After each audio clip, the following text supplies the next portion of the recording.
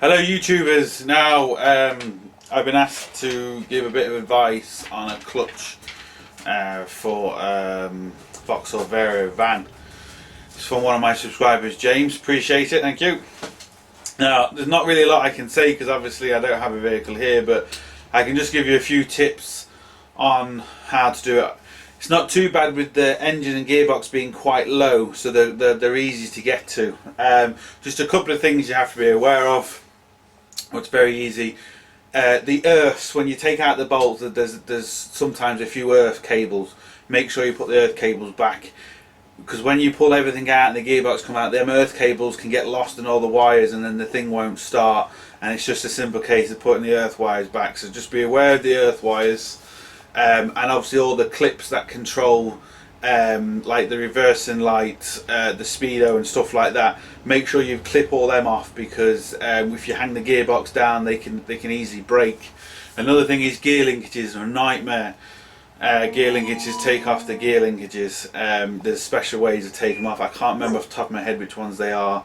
Like the Ford ones, for example, they twist and then they slide up and just stuff like that. So just be aware of that.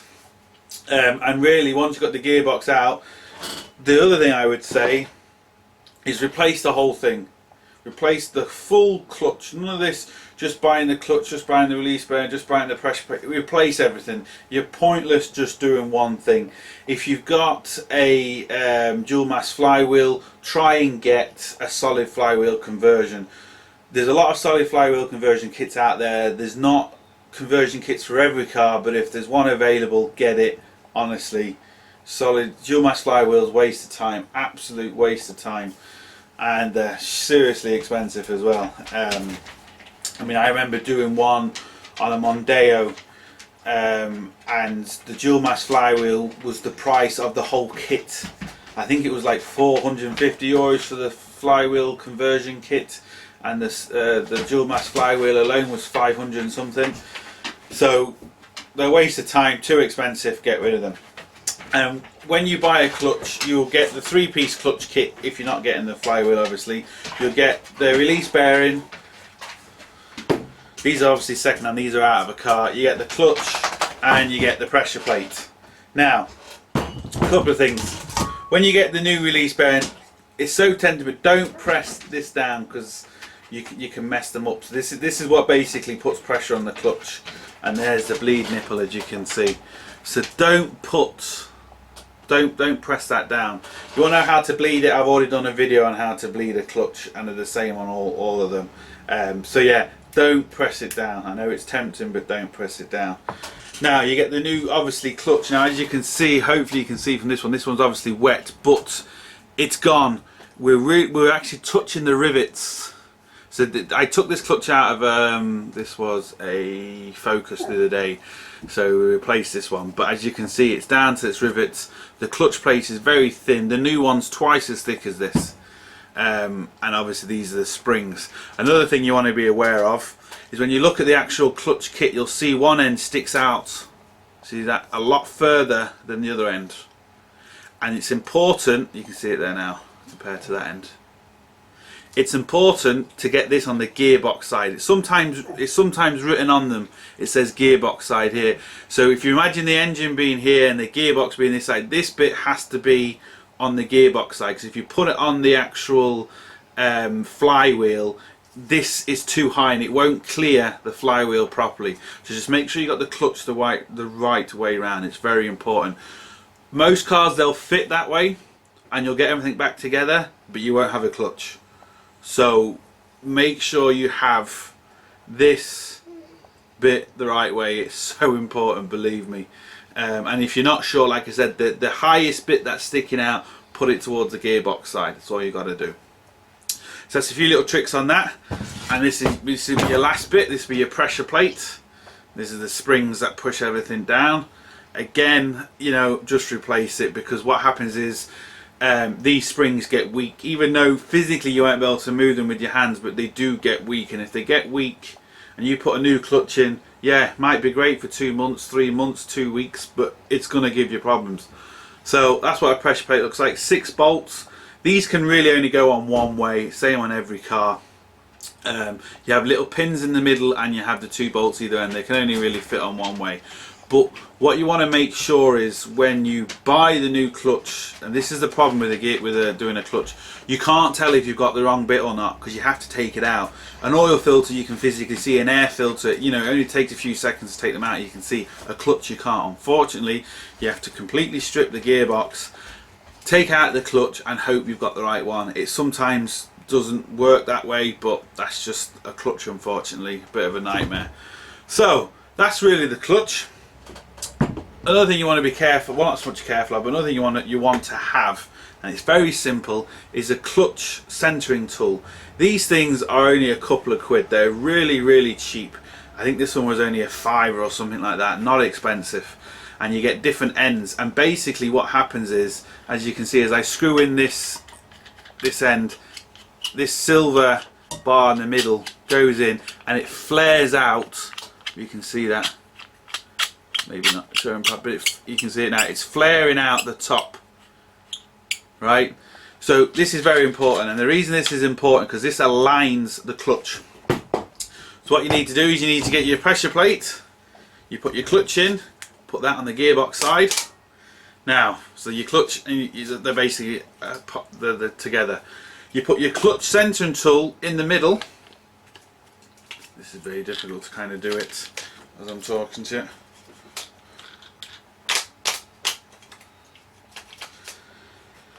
So your clutch centering tool goes in the middle. Now I'm not going to be able to show you very well on camera, but what you basically have to do is you have to line up the clutch in the middle of your pressure plate. So you need to line this up in the middle of your pressure plate anyway. And once you've got it, obviously you can see that stays on the end. You screw in the bottom one and the top one and it makes it nice and tight so the clutch can't move. You put this whole thing on the car, you put your 6 bolts in, then you can take off the centering tool. And the way I center them, basically, I take a few readings. Just take this off now. I have to show you with the clutch out.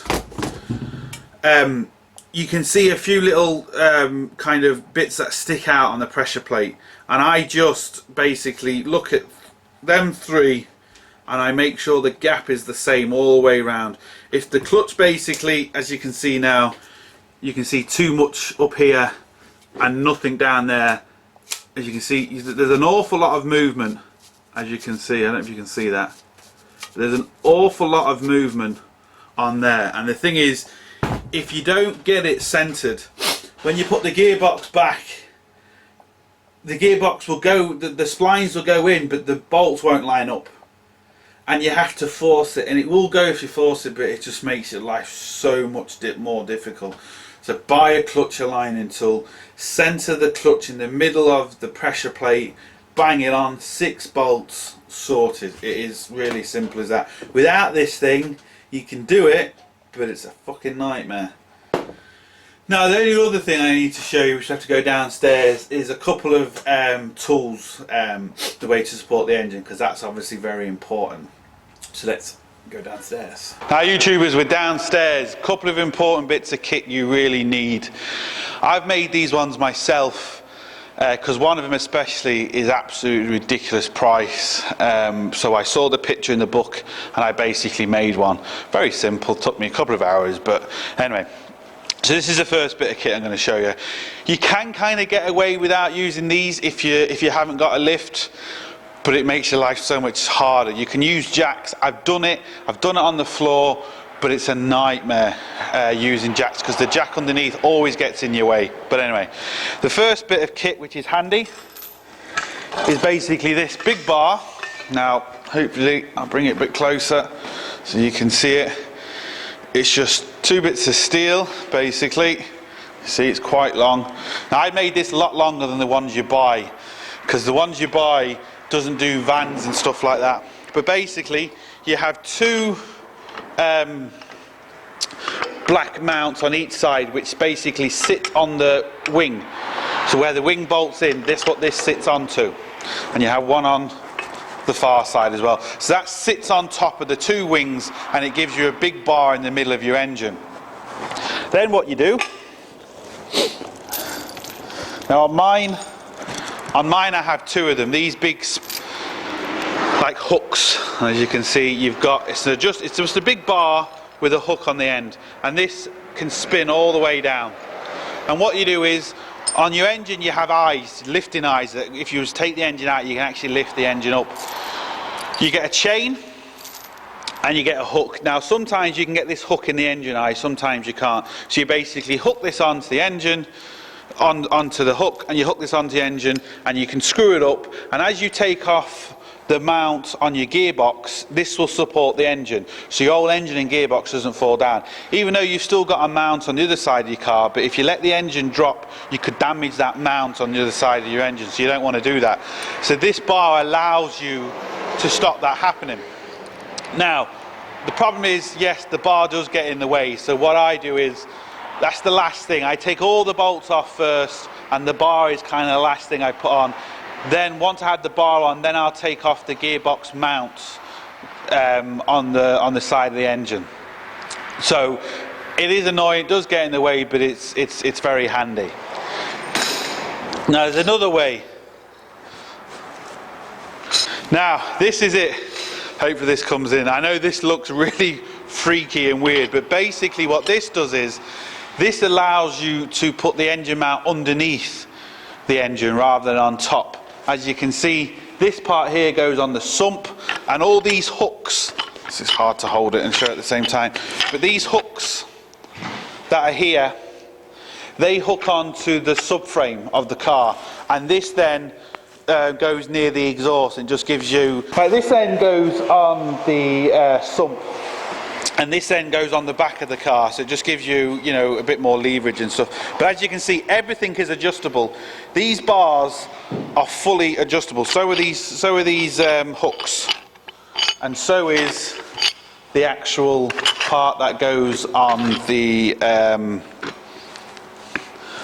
sump. As you can see there, it's completely adjustable, and that needs to be adjustable. Now again, I'll try and show you the whole thing. It does look a bit weird, granted. Now that isn't actually wrong, it's just been put in wrong, so all I've got to do, now I know at the minute this kind of looks wrong, it's just I use a locking bolt as well. That all that needs to do is screw in and be turned around and put in that way. Now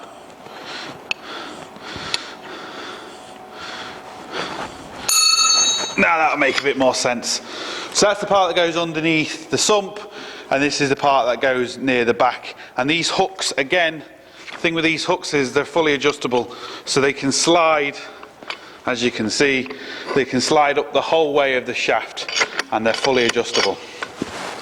So that allows you to grab the engine from underneath, and it leaves the top free. Now the problem with that is, the bars that stick down, you always hit your head off them, they're annoying. They both kind of have the advantages and disadvantages. On certain cars, especially the Vario comes to mind, I'm sure, I could be wrong, but the wings are kind of sloped down. So when you put the first tool on, it just slides down the wings, you can't put it on. And obviously the engine's very low down. So that's where the one that comes from underneath. But that one from underneath, they're like €600-700 euros, which is ridiculous. I made that myself out of a couple of bits of steel. Took me a couple of hours, made it for like 30 quid. And it's actually stronger and bigger than the one you actually buy. So the other ones aren't particularly too expensive, but I was making it anyway, so I said I'd do them both at the same time, makes no odds. So yeah, look, I hope that helps. That's really all I can say without obviously having a vehicle here. Hope it's enough. If you have any questions, just let me know down here. And don't forget, subscribe and like the video.